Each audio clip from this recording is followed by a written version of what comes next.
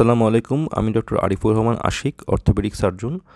আজ আমি আপনাদের ওপেন ডিগ্লোভিং ইনজুরি ম্যানেজমেন্টের একটি কেস নিয়ে বলবো। আমার পেশেন্টের বয়স 16 বছর। পেশেন্ট রোড ট্রাফিক অ্যাক্সিডেন্টের করে তার এলবো জয়েন্টের উপরে চামড়ার একটি বড় অংশ উঠে যায়।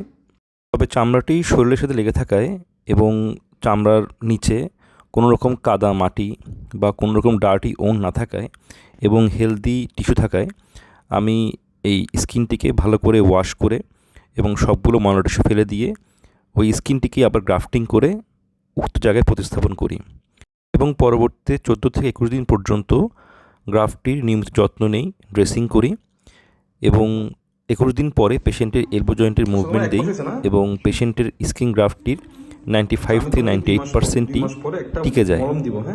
কোনো ইনফেকশন হয়নি এবং এলবো জয়েন্টের মুভমেন্ট 100% আগের মতোই আছে।